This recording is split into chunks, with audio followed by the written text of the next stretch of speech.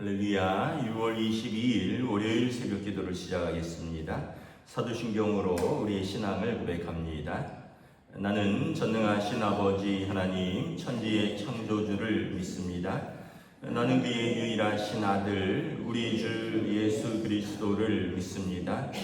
그는 성령으로 잉태되어 동정녀 마리아에게서 나시고 본디오 빌라도에게 고난을 받아 십자가에 못 박혀 죽으시고 장사된 지 사흘 만에 죽은 자 가운데서 다시 살아나셨으며 하늘에 오르시어 전능하신 아버지 하나님 우편에 앉아 계시다가 거기로부터 살아있는 자와 죽은 자를 심판하러 오십니다.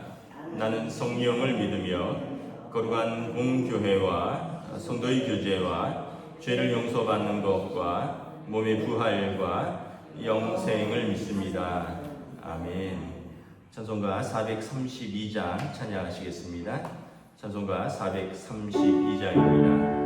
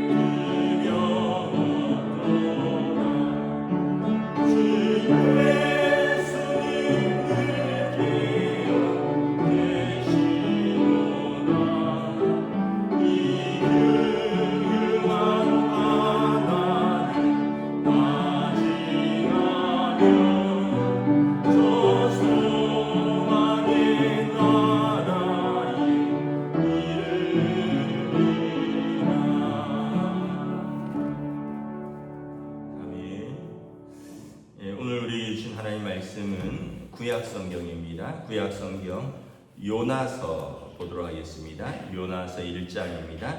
구약성경 1286페이지입니다. 요나서 다 찾으신 줄 알고 저와 여러분들이 한 절씩 교도하도록 하겠습니다. 1286페이지 요나서 1장 1절부터 마지막 절 보겠습니다.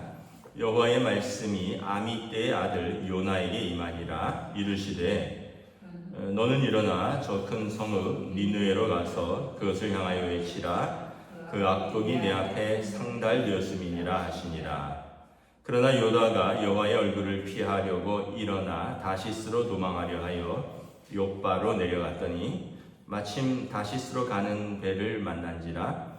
여호와의 얼굴을 피하여 그들과 함께 다시스로 가려고 백삭을 주고 배에 올랐더라.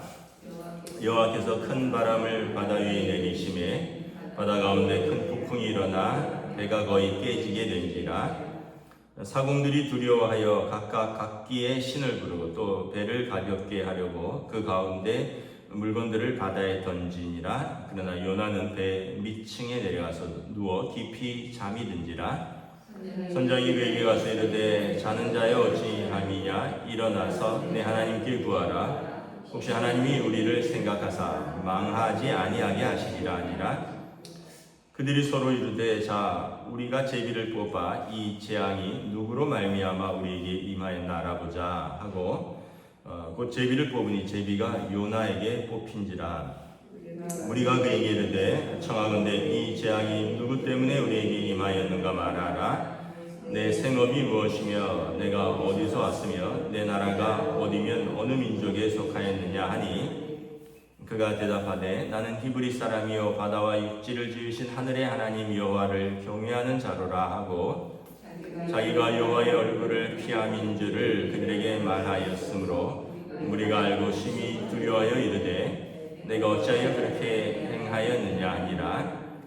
바다가 점점 흉용한지라. 우리가 그에게 이르되 우리가 너를 어떻게 하여야 바다가 우리를 위하여 잔잔하겠느냐 하니 그가 대답하되 나를 들어 바다에 던지라. 그리하면 바다가 너희를 위하여 잔잔하리라.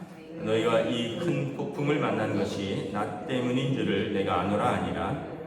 그러나 그 사람들이 힘써 노를 저 배를 육지로 돌리고자 하다가 바다가 그들을 향하여 점점 더 흉용함으로 능히 못한지라. 우리가 여호와께 부르짖어 이르되 여호와여 구하고 구하오니 이 사람의 생명 때문에 우리를 멸망시키지 마옵소서. 무죄한 피를 우리에게 돌리지 마옵소서. 주 여호와께서는 주의 뜻대로 행하심이니이다 하고 요나를 들어 바다에 던짐에 바다가 뛰노는 것이 곧 그친지라. 그 사람들이 여호와를 크게 두려워하여 여호와께 제물을 드리고 소원을 하였더라. 함께 읽습니다.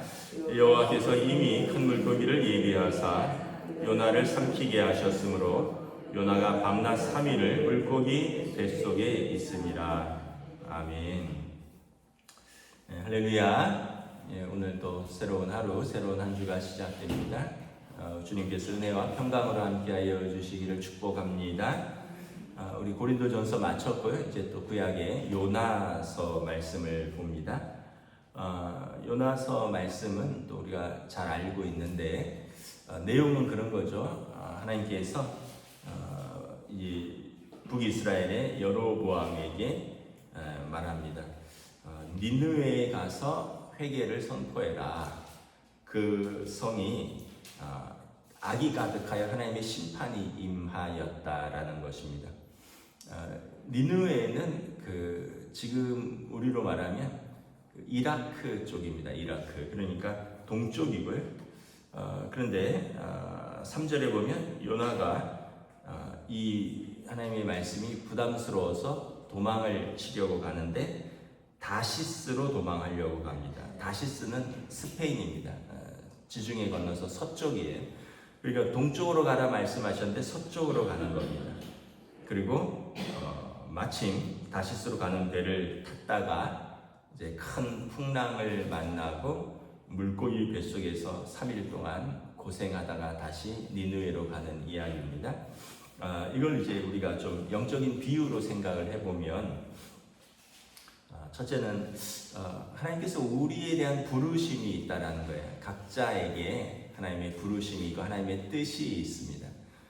부르셨으면 그 부르신 이유와 사명이 있는데 사람들이 이제 그게 부담스러워서 하나님의 뜻을 피하는 거죠. 그래서 어떤 면에서 보면 어떤 사람들은 요나처럼 반대로 갈 수도 있고요. 또 어떤 사람들은 무시할 수도 있고. 그런데 결국은 어떻게 되냐 하면 하나님께서 사랑하시는 자는 하나님의 뜻대로 모든 협력하여 선을 이루신다라는 말씀처럼 다윗 언약처럼 하나님께서 사람 채찍과 인생 막대기로 두들겨 패서라도 다시 원래의 자리로 돌리신다라는 거예요. 사랑하지 않으면 하나님께서 그 부르신 사람에 대한 관심이 없으면 뭐 동쪽으로 가라 그랬는데 서쪽으로 가든지 상관이 없어요. 왜냐하면 관심이 없으니까. 여러분 만약에 여러분들 자녀들이 있고 옆집 아이가 있는데 옆집 아이는 뭐 학교를 가든 교회를 가든 학교를 안 가든 교회를 안 가든 크게 신경 안 쓰죠. 뭐 옆집 아이인데 그 자기 부모가 신경 써야지. 내가 뭐 이야기해서 싫은 소리 들을 거 있나? 옆집 아이는 그런 관계입니다. 근데 우리 아이는 어떻게 돼요? 학교를 안 가면은 혼내서라도 학교를 보내야 돼요. 교회를 안 간다 그러면 혼내서라도 주일날 깨워서 교회를 데리고 옵니다. 왜냐하면 우리 아이니까. 학생이 학교를 안 가면 어떻게 돼요? 미래가 없잖아요. 성도가 신앙생활을 안 하면 어떻게 돼요? 영원에 대한 희망이 없잖아요. 근데 이게 나랑 관계가 없으면 저 아이의 미래가 나랑 무슨 상관이 있습니까? 근데 하나님께서 저와 여러분을 부르신 것도 마찬가지. 하나님께서 우리를 부르셨습니다. 그리고 하나님의 뜻대로 어디로 가서 무슨 사명을 감당하라.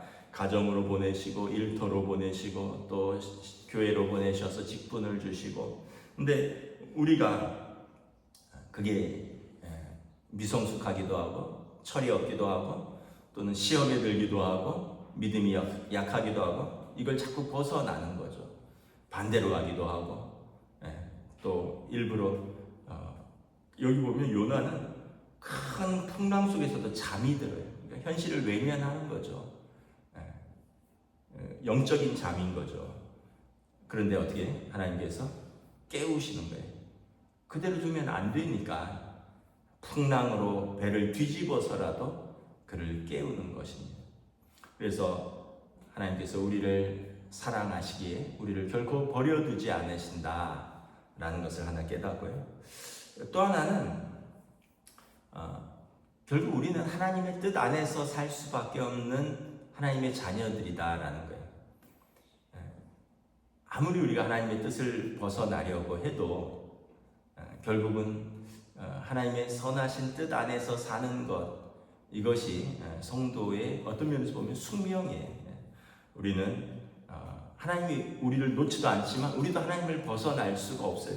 오늘 요나가 이렇게 이야기합니다. 야, 너는 누군데 왜 이렇게 풍랑이 있느냐 했더니 요나가 뭐라고 하냐면 나는 히브리 사람인데 9절에 바다와 육지를 지으신 하늘의 하나님 여호와를 경외하는 사람이라. 그래서 내가 여호와의 얼굴을 피합니다. 요나도 인정하는 거예요. 나는 하나님을 경외하는 사람이고 지금 내가 하나님의 얼굴을 피하기에 이 일이 일어났노라. 그러니까 우리가 아예 믿음이 없으면 모르지만 믿음이 생기면 하나님을 벗어날 수가 없어요. 어느 목사님이 그런 표현을 썼더라고요. 작살에 맞은 고래가 잠깐 도망갈 수는 없지만 결국은 잡히게 되어 있다. 우리는 예수님의 십자가의 사랑이라는 이 흔적을 우리 몸에 새긴 사람입니다. 잠시 도망갈 수는 있고 잠시 피할 수는 있지만 우리가 이것을 벗어날 수는 없어요. 왜냐하면 이거보다 더 큰 사랑이 없거든요. 우리가 진짜 사랑을 알면 사실은 이런저런 사랑에 갈급하고 헤매고 찾다가도 결국은 진짜 사랑으로 돌아오는 것입니다. 우리가 하나님을 피할 길은 없다. 왜냐하면 하나님이 우리를 놔주시지도 않고 우리도 하나님의 사랑에서 벗어날 길이 없다라는 거예요. 그 방법은 뭐 여러 가지가 있지만 이렇게 징계도 있고요, 시험도 있고요, 환난도 있고 고난을 있어서도 결국은 여기 보면 요나를 죽이는 게 목적이 아니라 요나를 다시 그 사명의 자리로 돌이키는 게 하나님의 뜻이다라는 것입니다. 또 하나는 이 요나의 부르심의 목적은 뭐냐면 큰 성읍 니느웨로 가서 회개를 선포하라라는 것입니다. 하나님께서는 죄인이 그 죄로 인하여 멸망하는 것을 원치 아니하시고 하나님은 죄인이 회개하여 사는 것을 원하신다. 그래서 이 니느웨에는 이제 4장에 보면 좌우를 분별하지 못하는 자가 12만 명이고 가축도 많이 있나니 내가 어찌 아끼지 아니하겠느냐. 그러니까 다시 말하면 하나님의 한 사람 한 사람, 그러니까 심지어는 하나님을 알지 못하는 백성이라도 하나님은 그 12만 명이 다 하나님의 귀한 영혼들이라는 거예요. 그들이 회개하고 사는 것을 원하신다는 거예요. 사람뿐만 아니라 거기에는 사람들이 키우는 가축도 있다라는 거예요. 그러니까 피조물이 그 청지기 사명을 감당하지 못하면 그 청지기에 붙어 있는 그 가축들까지 고통을 당하는 거예요. 그런데 하나님이 그 가축도 아낀다는 거예요. 그럼 가축을 아끼면 사람은 얼마나 아끼시겠다는 거죠. 그래서 그 사람들이 무려 12만 명이다라는 것입니다. 니느웨는 지금 이제 이라크 모술인데 이제 어떤 면에서 보면 이제 우리가 이 성경을 이렇게 보면 지금은 이슬람권이죠. 뭐 시아파인지 뭐 수니파인지 이슬람 세계가 이렇게 아랍은 이슬람 세계잖아요. 근데 이 사람들은 어쨌든 다 아브라함의 후손들입니다. 누구죠? 이스마엘, 하갈의 아들, 하갈과의 사이에서 낳은 첩의 아들 이스마엘의 후손들입니다. 그러니까 어떻게 보면 배다른 형제예요. 이스라엘과 이란, 뭐 이라크, 뭐 사우디아라비아, 쿠웨이트, 뭐 아랍에미리트 이쪽 다 중동은 다 아브라함의 후손들입니다. 그래서 이 사람들이 다 아브라함을 선지자로 알고 있어요. 이 사람들도. 그런데 이제 여기 뭐가 이제 있냐면 메시아께서 오시면 모든 사람을 불러 일으키실 것이다. 그리고 이 사람들을 하나님이 불러서 그 안에서 하나님을 경외하는 자들은 다시 하나님의 식탁에 앉을 것이다. 이게 이제 그 성경의 말씀입니다. 그러니까 주님 오시기 전까지 우리는 복음을 전파할 사명이 있는 거예요. 포기할 필요가 없고 포기할 수도 없습니다. 왜냐하면 주님 오셔서 동서남북으로부터 모든 하나님을 경외하는 자를 부르는데 다 아브라함의 자손이라니까요. 지금 상태가 어떻든지 간에 주님 부르실 그때에 그에게 믿음이 있으면 그는 구원을 얻는 것입니다. 그래서 지금 중동에도 선교사들이 나가 있고 여전히 복음이 전파되어 있고, 근데 또 아이러니한 것은 진짜 아브라함의 적자죠. 이삭의 후손이지만 아직 예수님을 안 믿는 메시아가 예수님이 아니라 또 다른 메시아가 오기를 기다리는 또 유대인들도 있다는 거죠. 이 사람들은 또 이 사람들을 위하여 또 복음을 전파하는 또 선교사들이 있고 그 자기 민족이 있습니다. 이 사람들이 이제 메시아닉 유대인이라고 하는. 그래서 하나님의 선교는 멈출 수가 없고 대상을 가리지 않는다. 지금 북이스라엘 남유다만이 아니라 이라크까지도 어떻게 보면 아브라함, 이삭, 야곱의 후손만이 아니라 이스마엘의 후손까지 하나님께서 하갈이 사라의 핍박 가운데 이스마엘을 데리고 집을 떠나잖아요.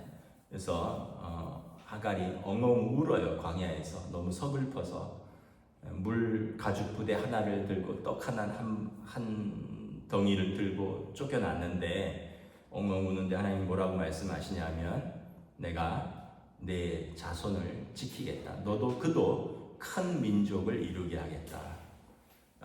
부엘라 헤로이라고 해서 하나님께서 그와 함께 계시고, 그래서 하나님께서도 이스마엘의 자손도 하나님의 자손이에요. 단지 그가 영접하지 않고 다른 길이 있을 뿐이지 뭐 이삭의 자손도 마찬가지라고 그랬잖아요. 예수님을 아직 영접하지 못한 것이고. 그러나 하나님의 뜻은 모든 사람들이 하나님을 알고 그 하나님의 뜻 가운데로 들어오는 것. 그래서 요나를 보내시는 것이고 포기하지 않았다는 하나님의 사랑을 보여주시는 것이죠. 그런 면에서 보면 참 우리는 감사합니다. 우리는 아브라함과 혈육으로 전혀 관계 없잖아요. 우리는 이스마엘보다도 멀리 있잖아요. 우리는 이방인인데 베드로서에 보면 너희가 예수를 보지도 않고 예수를 믿는도다. 그 베드로 사도가 칭찬하잖아요. 그러면서 이 믿음을 끝까지 굳게 지키고 있으라. 우리가 예수님에 대해서 믿음은 보고 믿는 게 아니라 보지 않고 믿는 것이 더 복되도다 말씀을 했습니다. 주님 오실 때 우리의 믿음을 잘 지켜서 우리 하나님의 백성으로 그 천사들이 나팔을 불 때 그 이름들이 불린다 그랬거든요. 그때 우리가 하나님의 나라에 그리고 또 우리가 각자의 하나님이 부르신 소명 가운데서 도망칠 수도 없다 그랬잖아요. 그 소명의 자리를 가정에서 일터에서 교회에서 지키고 더 나아가서 하나님께서 찾으시는 그 영혼들을 우리가 포기하지 않고 하나님 포기하지 않으셨는데 우리가 포기할 이유는 없는 거죠. 우리는 그들이 돌아오기를 위하여 기도하고 선포하는 사명이 있다라는 것입니다. 저와 여러분들이 하나님이 우리를 부르셨으니 또 우리의 부르신 자리에서 또 우리가 하나님의 뜻과 사명을 감당하는 저와 여러분 되시기를 주님의 이름으로 축복합니다.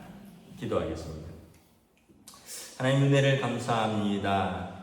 하나님께서 요나를 부르셔서 니느웨로 보내십니다. 그 땅에 죄악이 관영하여 심판이 임박했다라고 선포하시라는 하나님의 뜻입니다. 니느웨로 가는 동쪽으로 가는 것이 부담스러워서 싫어서 서쪽으로 가는 배를 탔지만 그가 풍랑을 만나고 물고기 뱃속에 있으면서 다시 사명의 자리로 나아가는 요나의 모습을 통하여 우리의 모습을 바라봅니다. 하나님께서 우리를 부르시고 우리를 사명의 자리로 보내셨는데 때로는 우리가 무지하여서 때로는 부담스러워서 때로는 믿음이 없어서 다른 길로 갔던 우리들의 모습도 있습니다. 그러나 우리를 포기하지 않으시길래 어떠한 방법으로든 돌이켜서 다시 우리를 부르시는 하나님, 우리를 포기하지 않으신 하나님, 다시 사명의 자리로 부르시는 하나님, 그러한 우리를 통하여 또 하나님께서 사람들을 찾으시는 사랑의 하나님을 깨닫습니다.